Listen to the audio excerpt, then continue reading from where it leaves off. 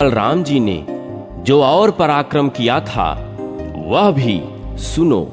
द्विविद नाम से प्रसिद्ध एक महापराक्रमी वानर था जो देवद्रोही दैत्यपति नरकासुर का मित्र था।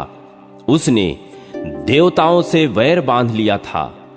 वह कहता था, श्री कृष्ण ने देवताओं के कहने से ही बलवान नरकासुर का वध किया है, अतः मैं समस्त देवताओं से इसका बदला लूंगा। इस निश्चय के अनुसार वह यज्ञों का विध्वंस और मर्त्यलोक का विनाश करने लगा। अज्ञान से मोहित होने के कारण उसने साधु पुरुषों की मर्यादा तोड़ डाली और देहधारी जीवों का संहार आरंभ कर दिया।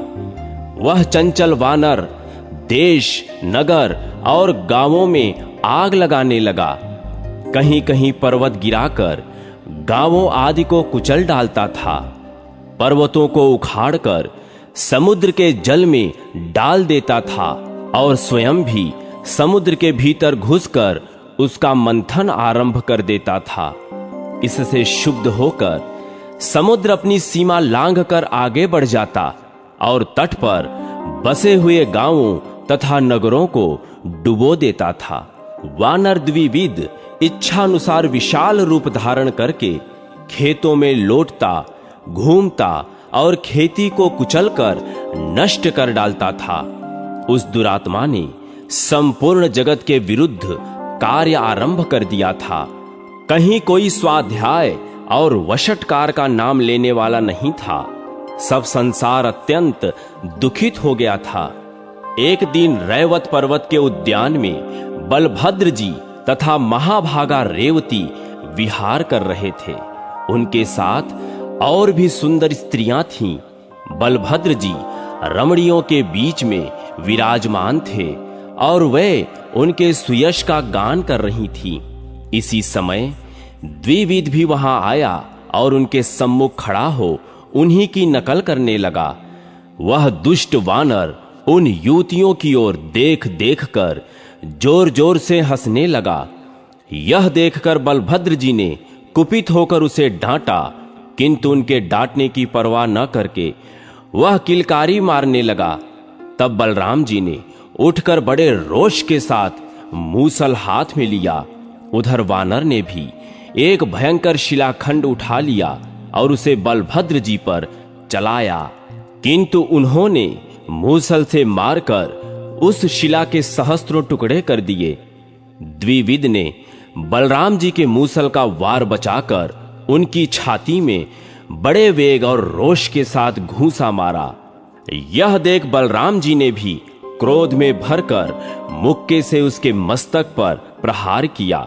इससे वह रक्त वमन करता हुआ निर्जीव होकर पृथ्वी पर गिर पड़ा।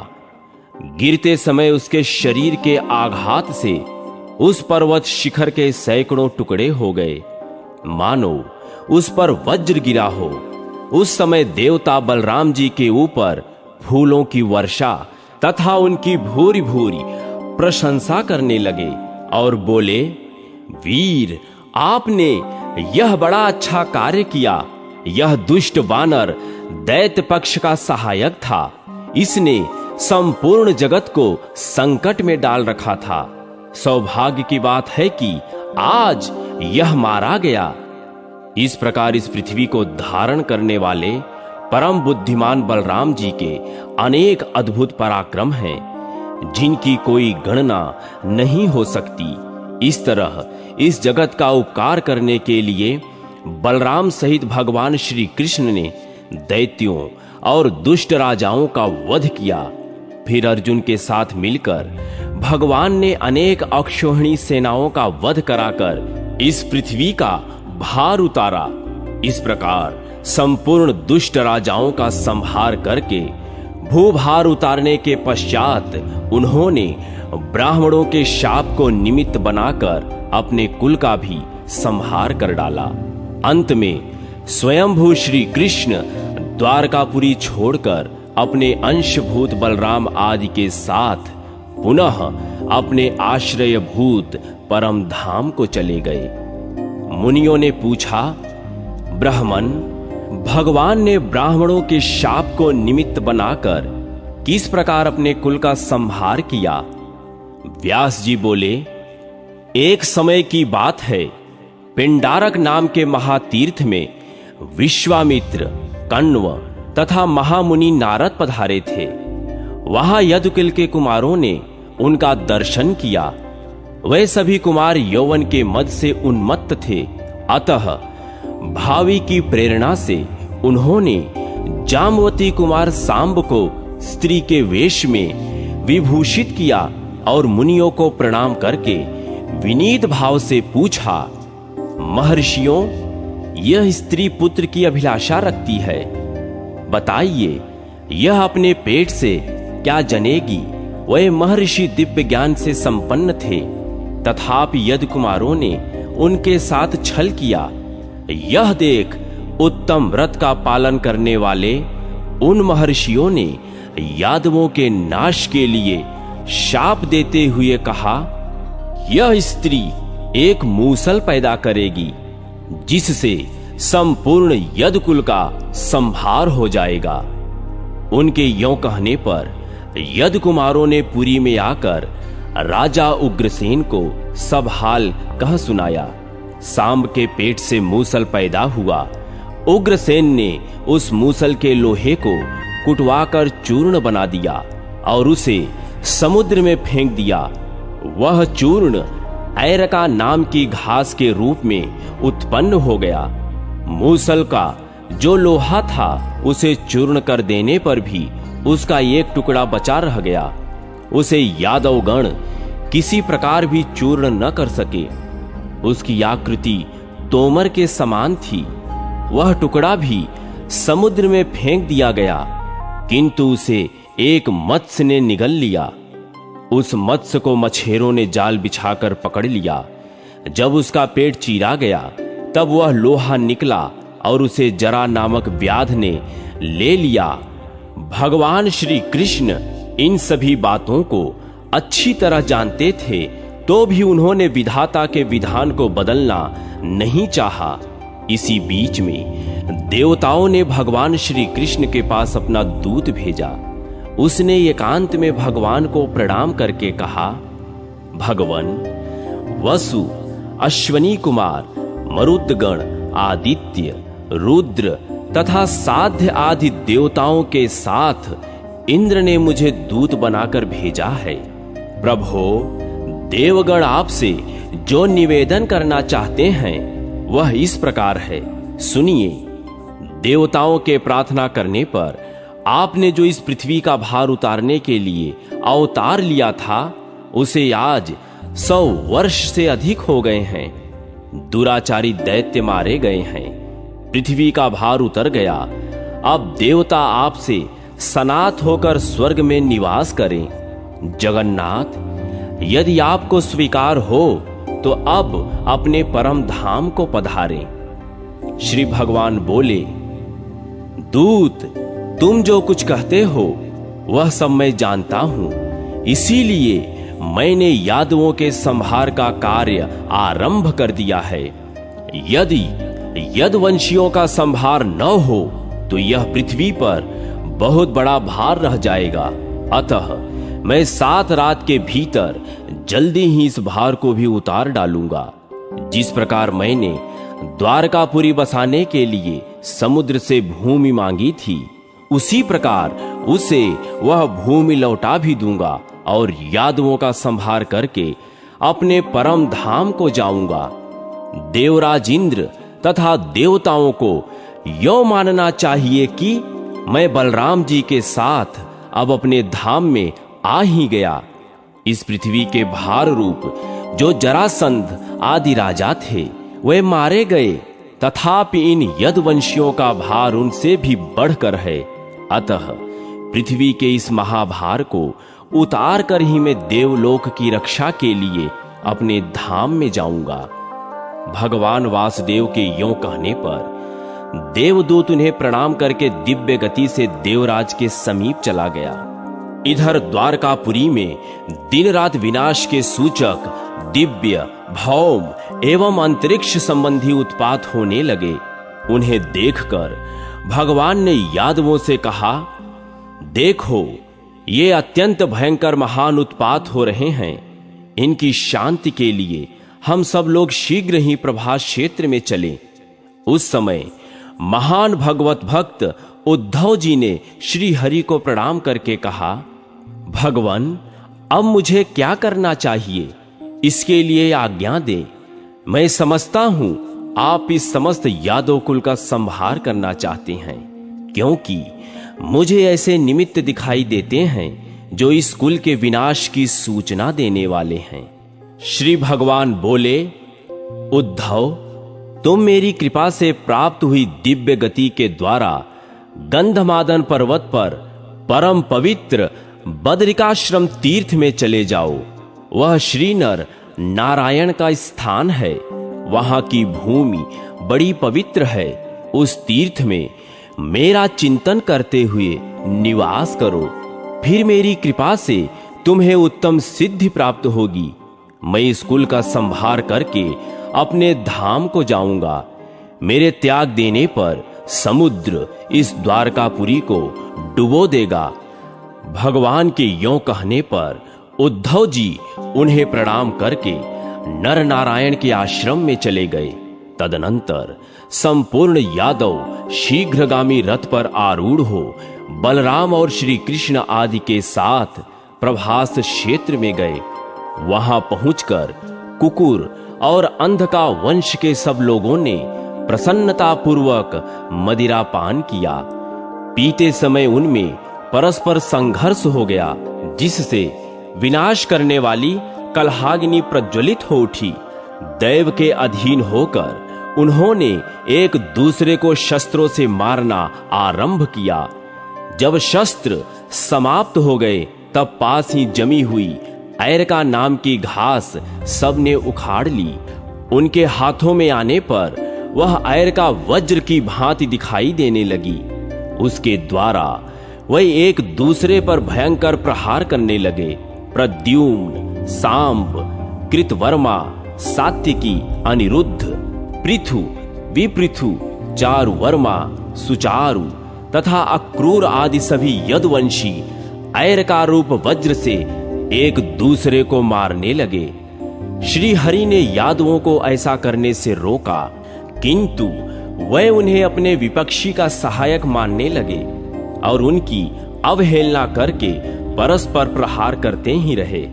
इससे भगवान श्री कृष्ण को भी क्रोध हो आया। अतः उन्होंने भी उनका वध करने के लिए मुट्ठी भर ऐरका उखाड़ ली। हाथ में आते ही वह ऐरका लोहे का मूसल बन गई।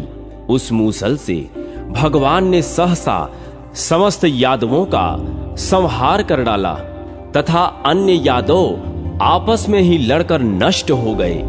तदनंतर भगवान श्री कृष्ण का जैत्र नामक रथ दारूक के देखते देखते समुद्र के मध्यवर्ती मार्ग द्वारा शीघ्र ही चला गया। उसमें जुते हुए घोड़े उस रथ को लेकर उड़ गए। फिर शंख, चक्र, गदा, श्रांग, धनुष, दोनों अक्षय, तूड़ीर और खंग, ये सभी अस्त्र शस्त्र भगवान की परिक्रमा करके सूर्य के मार्ग से चले गए। क्षण भर में वहां संपूर्ण यदुवंशियों का संहार हो गया। केवल महाबाहु श्री कृष्ण और दारूक रह गए। उन दोनों ने घूमते हुए आगे जाकर देखा, बलराम जी एक वृक्ष के नीचे आसन लगाकर बैठे हैं और उनके मुंह से एक विशाल नाग निकल रहा है। वह महाकाय सर्प उनके मुख से निकलकर सिद्धों और नागों से पूजित हो समुद्र की ओर चला गया। समुद्र ने सामने आकर उसे अर्घ दिया। तत्पश्चात वह श्रेष्ठ नागों से पूजित हो समुद्र के जल में प्रवेश कर गया। इस प्रकार बलराम जी का प्रयाण देखकर श्री कृष्ण ने दारूक से कहा, तुम द्वारका में जाकर यह सब वृत्तांत वसुदेव जी तथा राजा उग्रसेन से कहो। बलराम जी चले गए। यदुवंशियों का संहार हो गया और मैं भी योगस्थ होकर परम धाम को चला जाऊंगा। ये सब बातें बताकर द्वारकावासी मनुष्यों और उग्रसेन से यह भी कहना कि अब इस संपूर्ण द्वारकापुरी को समुद्र डुबो देगा, अतः आप लोग यहां से जाने के लिए रथों को सुसज्जित करके अर्जुन के आगमन की प्रतीक्षा करें। जब अर्जुन द्वारका से निकले तब कोई भी वहां न रहे, सब लोग अर्जुन के साथ ही चले जाएं। दारूक, तुम कुंती नंदन अर्जुन से भी जाकर मेरी ये बातें कहो। द्वारकापुरी में जो स्त्रियां हैं उनकी वे अथाशक्ति रक्षा करेंगे। यह कहकर अर्जुन को साथ ले तुम द्वारका में आना और सबको बाहर निकाल लेना। अब यदकुल में अनिरुद्ध कुमार वज्रनाभ राजा होंगे। यह सुनकर दारूक ने भगवान श्री कृष्ण को बारंबार प्रणाम किया और अनेक बार उनकी परिक्रमा करके वह उनके कथानुसार वहां से चला गया। उसने जाकर भगवान की आज्ञा के अनुसार सब कार्य किया। वह अर्जुन को द्वारका में बुला ले आया और महाबुद्धिमान वज्र को यदुवंशियों का राजा बनाया। उधर भगवान श्री कृष्ण ने वासुदेव स्वरूप पर ब्रह्म को अपने आत्मा में आरोपित करके संपूर्ण भूतों में उनके व्याप्त होने की धारणा की और योग युक्त होकर अपने एक पैर को दूसरे पैर के घुटने पर रख बैठे। वे ब्राह्मण दुर्वासा के वचन का मान रखना चाहते थे। उसी समय जरा नाम का व्याध उस ओर आ निकला। उसने मूसल के बचे हुए लोह खंड का बाण बनाकर उसे धारण कर रखा था। भगवान का चरण उसे मृग के आकार का दिखाई दिया। उसे देखकर वह खड़ा हो गया और उसी तोमर से उसने भगवान के पैर को बींध डाला। जब वह उनके समीप गया तब वे उसे 4 भुजाधारी मनुष्य के रूप में दृष्टिगोचर हुए। भगवान को देखते ही वह उनके चरणों में पड़ गया और बारंबार कहने लगा, प्रभो प्रसन्न होइए, मैंने अनजान में हरिण के धोखे से यह अपराध किया है, अतः क्षमा कीजिए। तब भगवान ने उससे कहा, व्याध तुझे तनिक भी भय नहीं है, तू मेरे प्रसाद से इंद्रलोक में चला जा। भगवान के इतना कहते ही वह विमान आ पहुंचा और वह व्याध उस पर बैठकर भगवान की कृपा से स्वर्गलोक को चला गया। उसके चले जाने पर भगवान श्री कृष्ण ने त्रिविध गति को पार करके अपने आत्मा को अव्यय, अचिंत्य, अमल, अजन्मा, अजर, अविनाशी, अप्रमेय, अखिल आत्मा एवं ब्रह्मभूत अपने ही वासुदेव स्वरूप में लीन कर लिया। तत्पश्चात अर्जुन ने संपूर्ण यादवों को विधि पूर्वक प्रेत कर्म किया। फिर वज्र आदि सब लोगों को साथ ले वह द्वारका से बाहर निकले। श्री कृष्ण की हजारों पत्नियां भी साथ ही थी। उन सब की रक्षा करते हुए कुंती नंदन अर्जुन धीरे धीरे चले। भगवान श्री कृष्ण ने मृत्यलोक में जो सुधर्मा सभा मंगवाई थी वह और पारिजात वृक्ष दोनों ही पुनः स्वर्ग को चले गए। श्री हरि जिस दिन इस पृथ्वी को छोड़कर अपने धाम को पधारे उसी दिन यह मलिन काय कलयुग भूतल पर प्रकट हुआ। समुद्र ने मनुष्यों से सुनी द्वारका को डुबो दिया। केवल भगवान श्री कृष्ण का मंदिर वह अब भी नहीं डुबाता। वहां भगवान श्री कृष्ण नित्य विराजमान रहते हैं। वह परम पवित्र भगवत धाम संपूर्ण पातकों का नाश करने वाला है। भगवान श्री कृष्ण की लीलाओं से युक्त उस पवित्र स्थान का दर्शन करने से मनुष्य सब पापों से मुक्त हो जाता है। अर्जुन द्वारका वासियों को साथ ले प्रचुर धन धान्य से संपन्न पंचनद देश में जा पहुंचे। वहां उन्होंने सब लोगों के साथ एक स्थान पर पड़ाव डाला। वहां बहुत से लुटेरे रहते थे। उन्होंने देखा एकमात्र धनुर्धन अर्जुन ही बहुत सी अनाथ स्त्रियों को साथ लिए जाता है। तब उनके मन में लोभ उत्पन्न हुआ। लोभ से उनकी विचार शक्ति नष्ट हो गई। अतः वे अत्यंत दुर्मद पापाचारी आभीर एकत्रित होकर आपस में सलाह करने लगे, भाइयों, यह अर्जुन अकेला हम सब लोगों की अवहेलना करके इन अनाथ स्त्रियों को लिए जाता है। इसके हाथ में केवल धनुष है, इसी के बल पर यह हमें कुछ नहीं समझता। यह हमारे लिए धिक्कार की बात है। तुम सब लोग बल लगाओ। ऐसा निश्चय करके लाठी और ढेले चलाने वाले डाकू हजारों की संख्या में उन स्त्रियों पर टूट पड़े।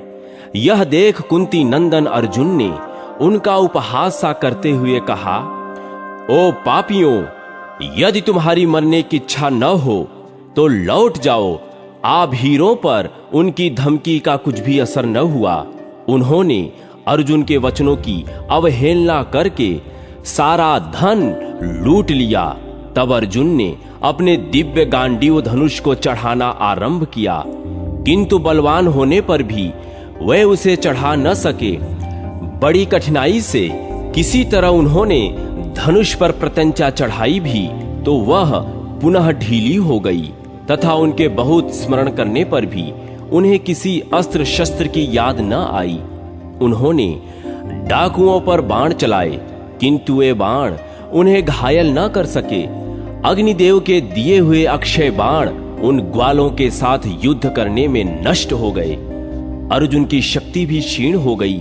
उसी समय अर्जुन के मन में यह निश्चय हुआ कि मैंने अपने बाण समूहों से जो बड़े बड़े बलवान राजाओं को परास्त किया है, वह श्री कृष्ण का ही बल था।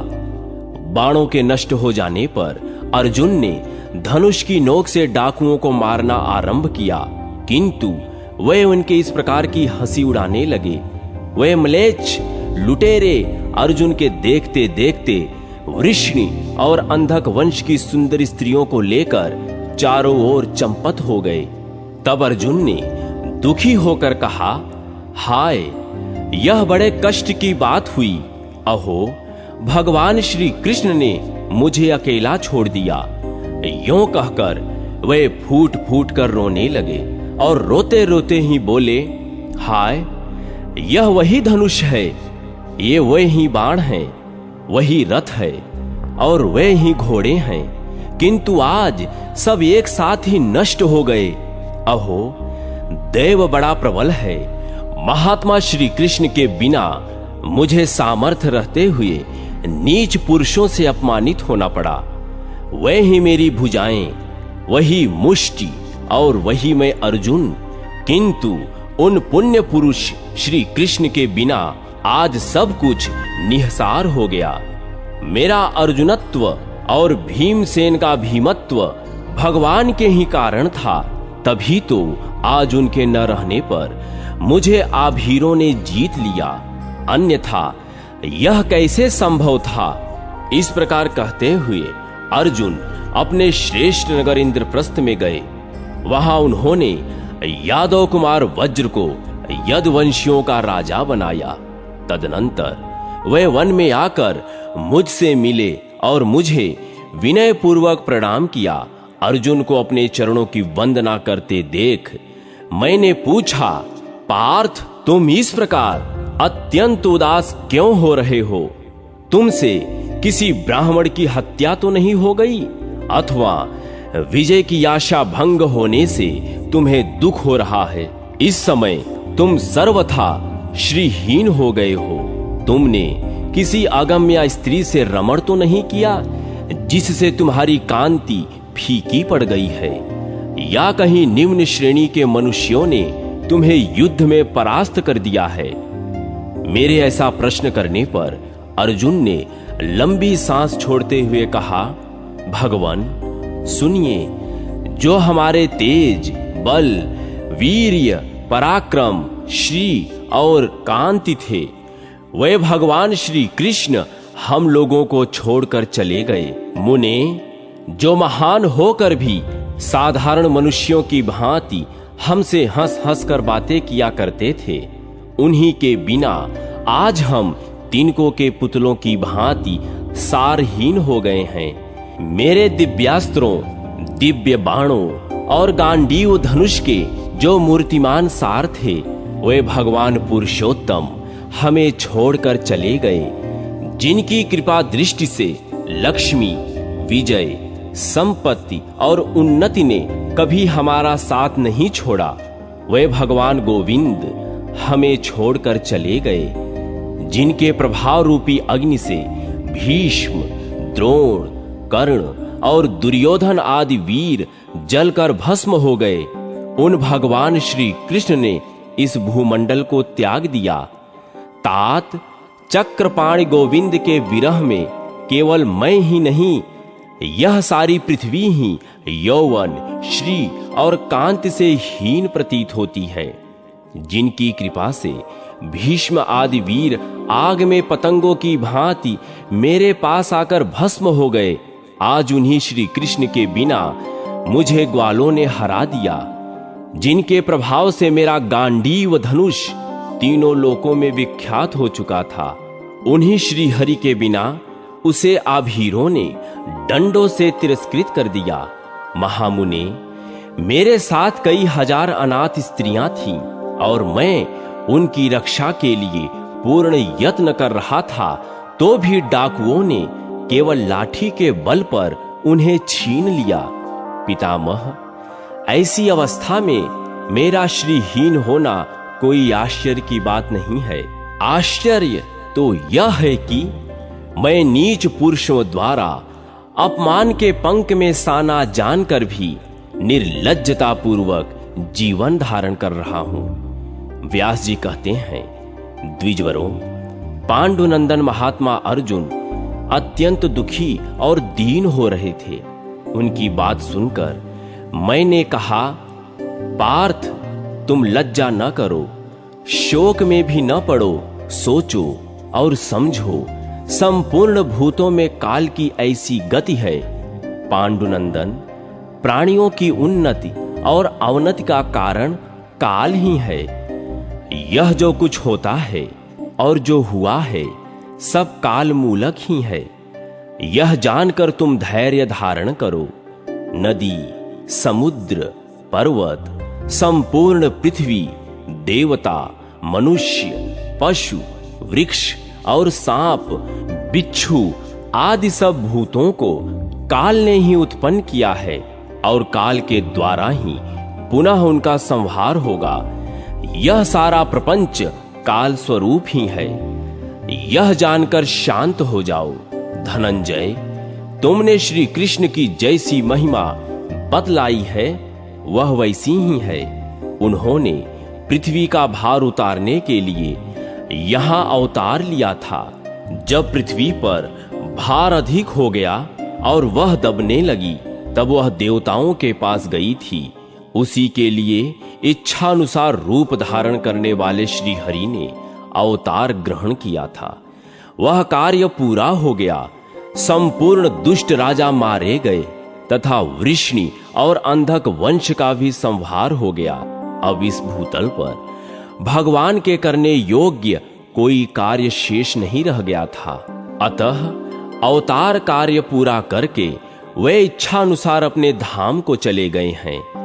देव भगवान श्री कृष्ण ही सृष्टि के समय संसार की सृष्टि और पालन के समय पालन करते हैं तथा वे ही संहार काल में संपूर्ण जगत का संहार करने में समर्थ होते हैं। जैसा कि इस समय भी उन्होंने दुष्ट राक्षसों का संहार किया था।